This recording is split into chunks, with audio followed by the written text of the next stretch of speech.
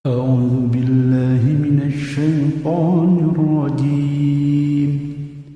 بسم الله الرحمن الرحيم. ذرني ومن خلقت وحيدا وجعلت له مالا ممدودا وبنين شهودا ومهدت له تمهيدا ثم يطمع أن أزيد. صدق الله العظيم. Assalamualaikum warahmatullahi wabarakatuh. Innal hamdalillah nahmaduhu wa nasta'inuhu wa nastaghfiruh wa na'udzu billahi min shururi anfusina wa min sayyiati a'malina. May yahdihillahu fahuwal muhtadi wa may yudlil fala hadiya lahu. Asyhadu an la ilaha illallah wa asyhadu anna Muhammadan abduhu wa rasuluh. Assalatu wassalamu alayka ya sayyidi ya Rasulullah wa bi yadi qalati lati adini aladi. Allahumma shalli ala sayyidina Muhammadin salatan taqulu lana wa wa mashhuda wa min a'daihi hijaban masbuda wa sallallahu alaihi wasallam. Puji dan syukur dipanjatkan kepada Allah Rabbi Allah Subhanahu wa taala yang kasih sayang serta pertolongan yang kita percaya melanjutkan kembali dalam kajian tafsir kekinian berdasarkan judul dengan kasih sayang yang Allah Ta'ala masih bersama kita kajian teknologi ulama. Salawat dan salam disampaikan kepada seluruh para nabi dan rasul yang dengan jasa-jasa ini sebagai para utusan Allah yang menyampaikan petunjuk-petunjuk Allah kepada petunjuk yang benar untuk keselamatan kita. Dilanjutkan di surat Al-Mudaththir pekan yang lalu sekarang dilanjutkan kepada firman yang ke-11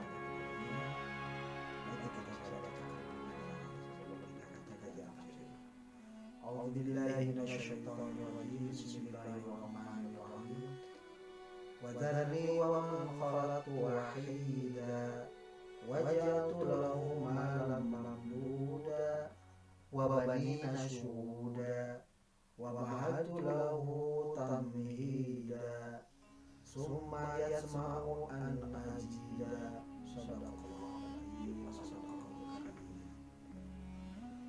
Baik, saya kaji dan saya terjemahkan serta kajian tafsir.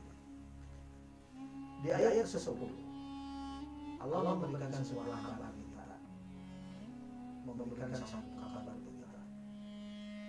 Wal di kabar tersebut menyampaikan kepada kita alal kafirin ghayra yasir, bagi orang-orang kafir akan diberikan kesulitan dalam tidak akibat penolakan yang dilakukan kepada Rasulullah dari petunjuk didikan dari sisi yang disampaikan oleh para utusan Allah. Maka dari ayat 11 dari kekafiran, dari penolakan orang-orang yang diberikan petunjuk oleh para nabi, maka Allah Subhanahu wa taala menyampaikan di ayat 11 dengan penyampaiannya sebagai berikut. Dari wa man khalaqtu wahida, biarkanlah aku dan orang-orang yang telah aku ciptakan sendiri. Maksudnya biarkanlah Allah memberikan sesuatu hukuman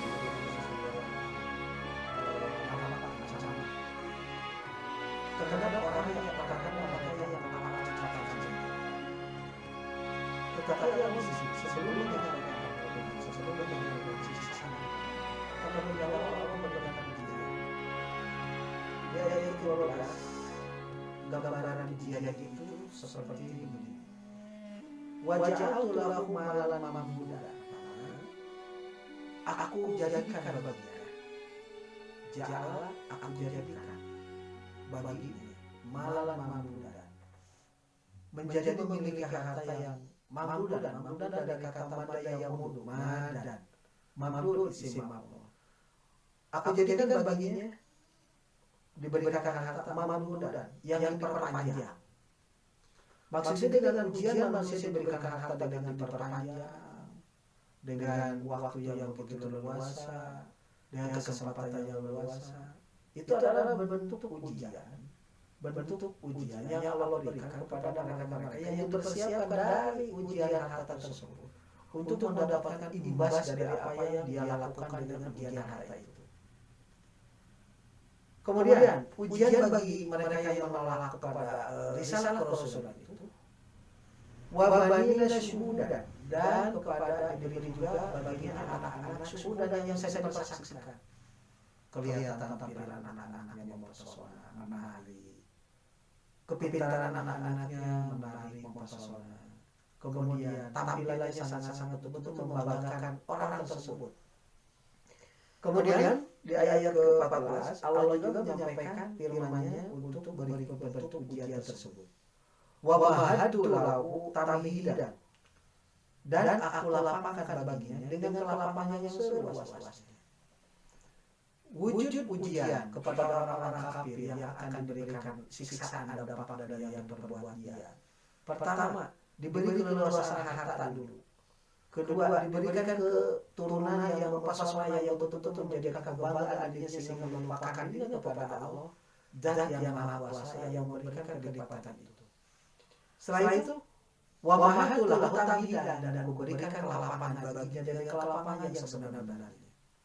Perbedaan antara wa mahadtu dengan wa ja'altu malan. Bedanya, kalau wa ja'altu malan, wa ja'altu lahu malan, orang itu dengan begitu mudah diberikan keleluasaan harta yang seluas-luasnya.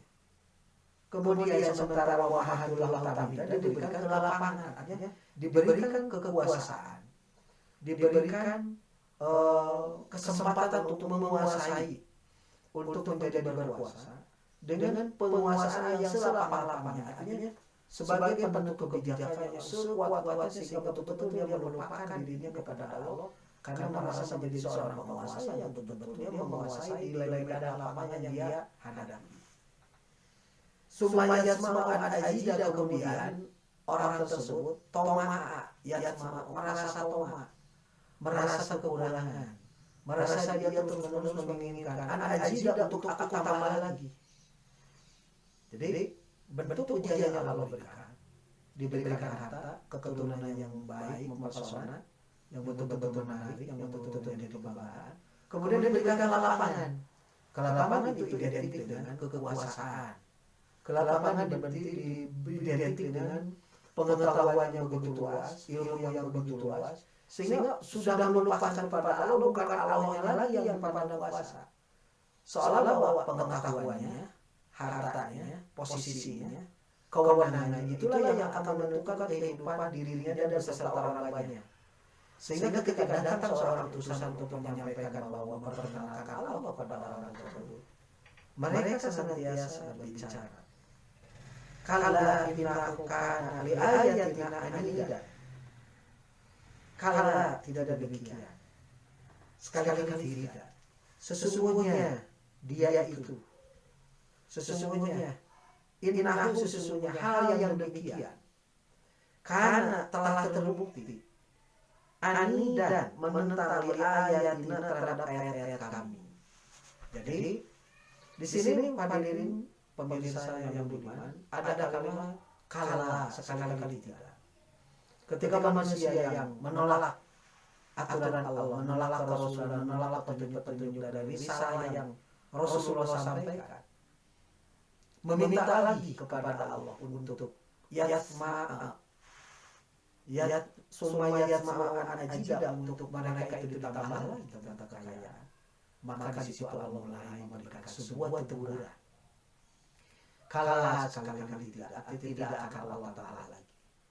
Innahu, sesungguhnya hal yang demikian tadi di atas, karena li ayatina anidan, telah terbukti keberadaan, posisi, situasi, kondisi orang yang telah diberikan harta yang lebih, keturunan yang mempesona, yang menarik menjadi kebanggaan, kemudian keleluasaan kelapangan dalam bertindak berbuat.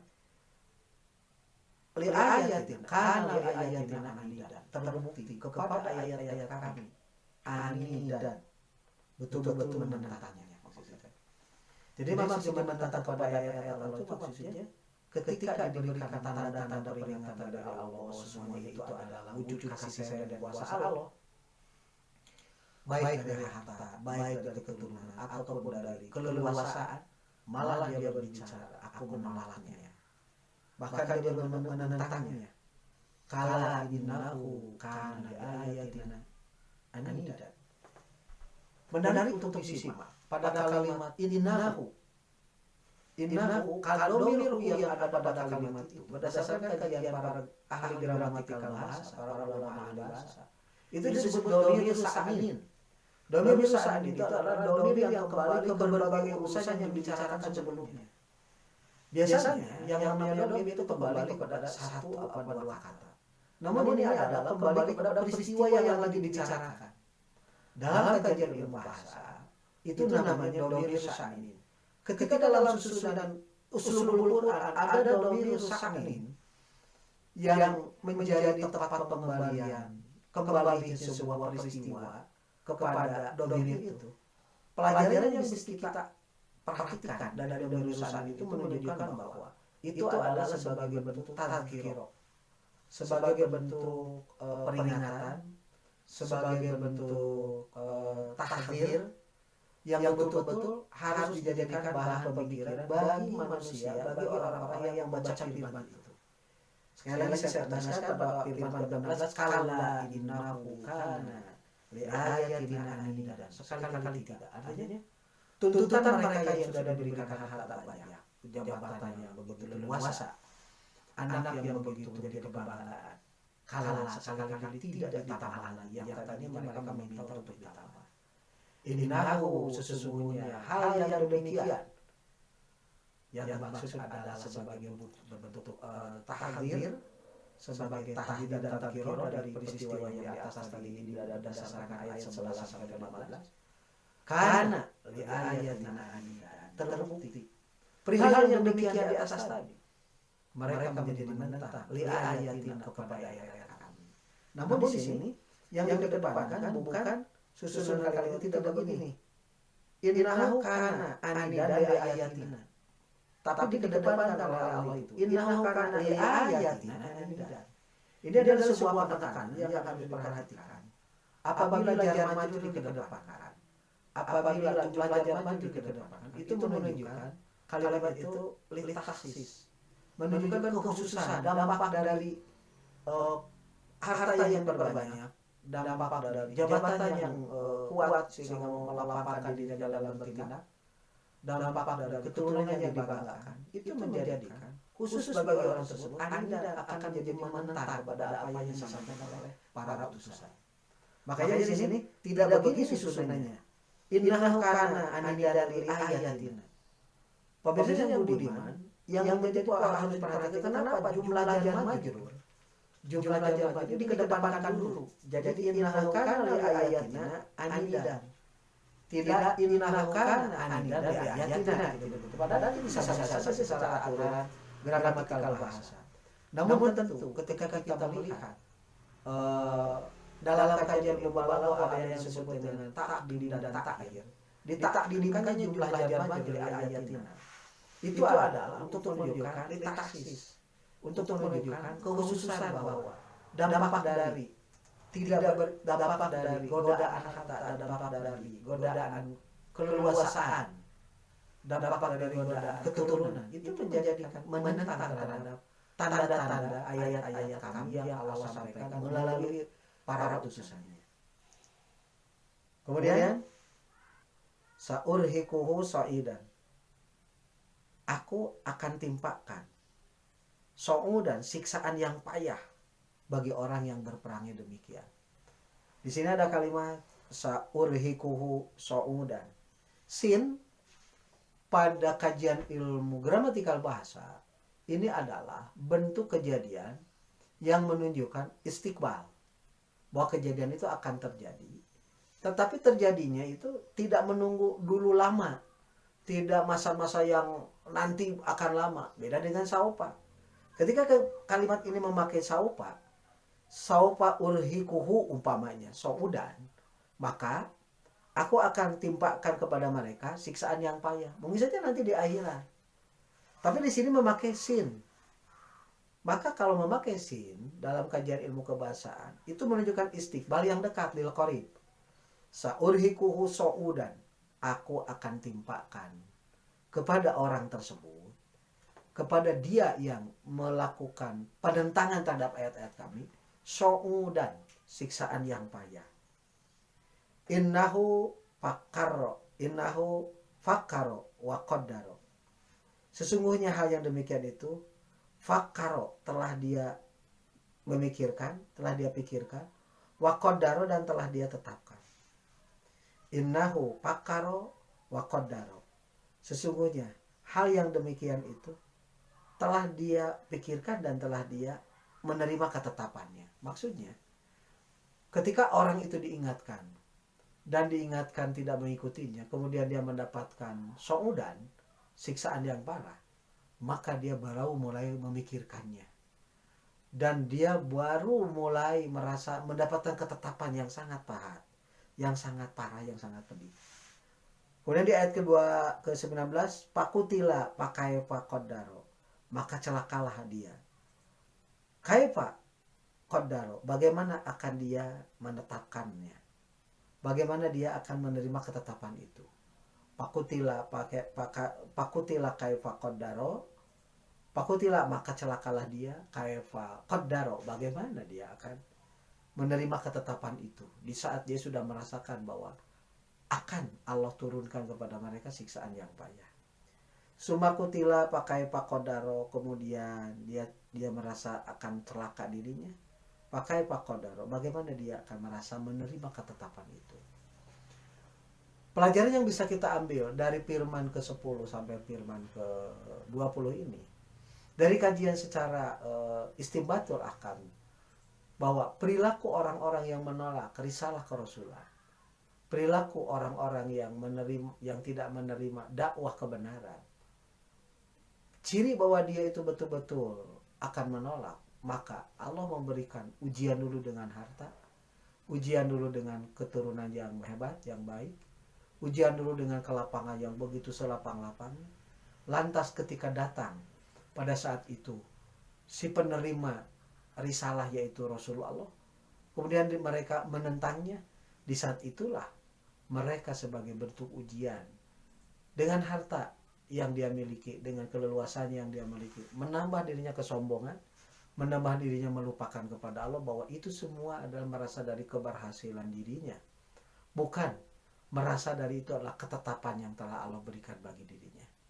Jadi pelajaran yang bisa kita ambil, permisa yang budiman, semoga kita tidak termasuk pribadi orang yang menerima kepercayaan dari Allah harta, menerima kepercayaan dari Allah keturunan yang baik, menerima kepercayaan dari Allah kelapangan dalam berbuat dan bersikap, malah dia merupakan kepada tuntunan Allah melalui Rasulnya, sehingga kita tidak termasuk kriteria orang-orang yang akan menerima siksaan dengan payah.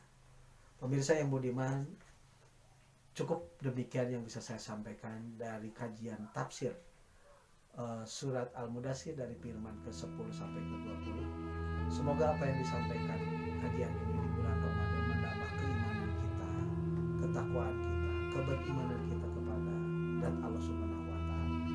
Ditutup dengan doa, Rabbana atina min ladunka rahmah wa hayyi lana min amrina rasada.